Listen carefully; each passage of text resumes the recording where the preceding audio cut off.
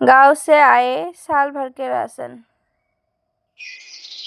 काशीपुर नाम के गांव में गरीब रमेश अपनी बूढ़ी माँ बहन काजल और पत्नी शोभा के साथ रहता था। रमेश जितना भोला भाला था, उसकी पत्नी शोभा उतनी ही चालाक औरत थी, जो अपनी सास और ननद को सुनाने से भी पीछे नहीं हटती थी।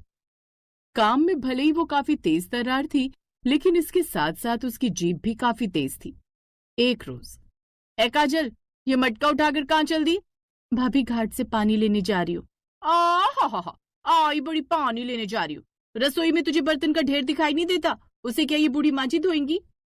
भाभी ये आप क्या कह रही हैं? अरे हाँ, मैं तो भूल ही गई, वो भला कैसे धोएंगी? वो तो बस बीमारी का नाटक करके सारा दिन खाट पर पड़ी रहती थी, ताकि उन्हें कोई काम ना करना पड़े। अगर मैं सही सलामत होती बहू तो तुझे कुछ भी काम नहीं करने देती। तभी रमेश भी वहाँ आ जाता है। शोभा, ये क्या तरीका माँ से बात करने का? तुम तो चुप ही रहो जी। आपको पता भी है घर में राशन कितना कम बचा है। एक वो बगल वाली उमा है, कल इतरा कर बता रही थी कि उसकी मासी सास ने उनके यहाँ अपने गांव से साल भर का राशन भेजा है। लेकिन एक ये मेरा ससुराल है, जहाँ साल भर का राशन तो दूर की बात है, कोई 1 किलो गेहूं या आटा भी नहीं भेजता। बहू तू शांत हो जा। काजल बिटिया पहले बर्तन धो देगी, उसके बाद जाकर घाट से पानी ले आएगी। हाँ भाभी, मैं दोनों काम झट से कर दूंगी। दोनों मिल बांट कर काम करोगी तो जल्दी होगा।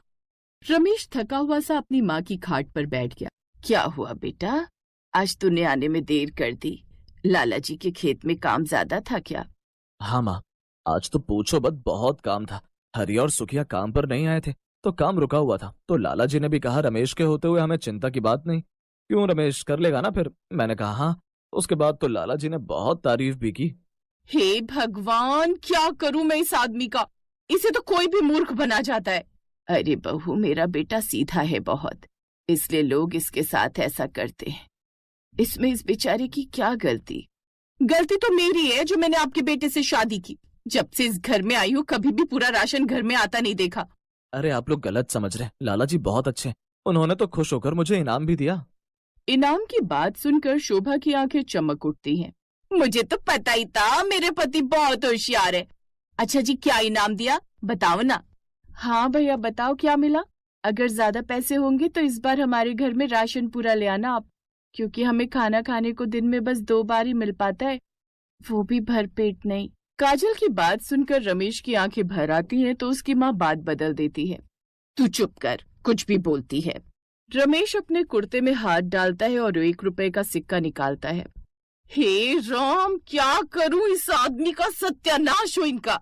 भैया, लाला जी ने आपको ये सिक्का दिया है? ये कोई मामूली सिक्का नहीं है। तो क्या सोने चांदी का दिया है? देखो तो जरा, मामूली सिक्का है। हाँ भैया, ये सिक्का तो मामूली है। अरे इसी सिक्के से लाला जी ने काम शुरू किया था, और देखो आज वो कहाँ है। माँ, लाला जी ने ही बताया कि पहले वो बहुत गरीब थे, इसी सिक्के से उन्होंने अपना काम चालू किया था। वो लाला का बच्चा तो है ही 1 नंबर का झूठा। पूरा गांव जानता है बाप दादा की संपत्ति थी उसके पास जब उसने काम शुरू किया था तब।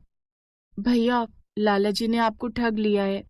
देखो जी, कल लाला जी के पास जाकर आज का जो काम किया उसका पूरा पैसा मांग कर ले आना, वरना इस घर में खाना किसी को नहीं मिलेगा। अगले दिन रमेश लाला जी के खेत पर जाता है और मन में सोचता है, अगर लाला जी को बोला तो उनको कहीं बुरा न लग जाए, और अगर नहीं बोला तो शोभा खाना नहीं देगी। मैं और काजल तो भूखे रह सकते हैं, पर माँ कैसे रहेगी? वो तो बीमार भी रहती है।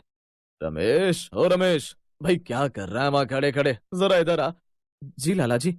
रमेश लाला के पास आता है। देख, आज फिर हरी और सुखिया नहीं आए तो उनका काम आज भी तुझे ही करना है। लाला जी, वो मैं कर दूंगा, लेकिन क्या? मैं उनके हिस्से का काम कर रहा हूँ तो मुझे उनके हिस्से का पैसा भी तो मिलना चाहिए।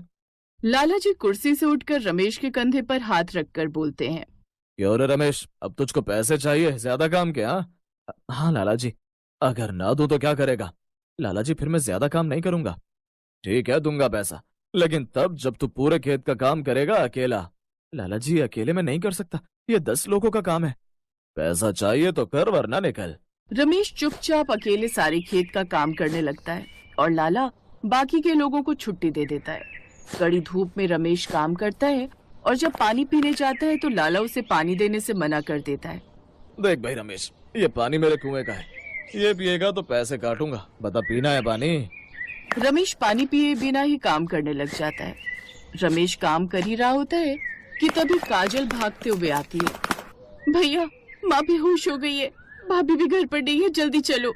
अपनी माँ के बारे में जानकर रमेश काम छोड़कर भागने लगता है। तभी कहाँ जा रहा है तू? काम कौन तेरा बाप करेगा है? मेरी माँ को मेरी जरूरत है, मुझे जाने दो। ऐसे कैसे जाएगा? मेरे खेत को भी तेरी जरूरत है, और वैसे भी तेरी माँ की उम्र हो गई है, वो कल मरे, आज क्या फर्क पड़ता है। रमेश को लाला की बात सुनकर गुस्सा आ जाता है और वो लाला को धक्का मारकर चला जाता है, जिस पर लाला गुस्से में बोलता है, रमेश, तूने ठीक नहीं किया। अब मैं भी देखता हूँ कि इस गांव में तू कैसे रहता है। रमेश और काजल घर जाते हैं। शोभा माँ कैसी है? तुमने वैद्य जी को बुलाया? हाँ, जब मैं आई तो माँ जी बेहोश थी, तब मैंने वैद्य जी को बुलाकर दिखाया। उन्होंने कहा कम खाने और ज्यादा तनाव लेने के कारण चक्कर आ गया था। अच्छा ये सब छोड़ो, ये बताओ लाला जी ने पैसे दिए?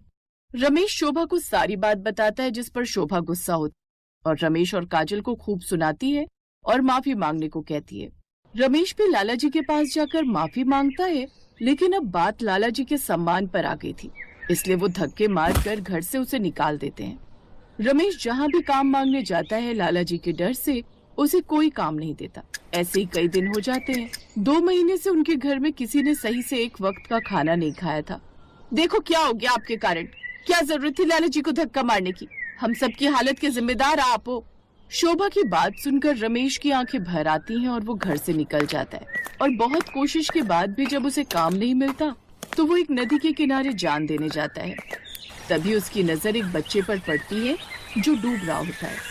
रमेश तुरंत पानी में कूदकर उसे बचा। तुमने हमारे बच्चे को बचाया है, और इसका कर्जा तो मैं सारी उम्र भी नहीं चुका सकता, लेकिन फिर भी मैं तुम्हें बताना चाहता हूँ कि दूसरे गांव में मेरे बहुत सारे खेत हैं, जहां से मुझे काफी सारा अनाज हो जाता है।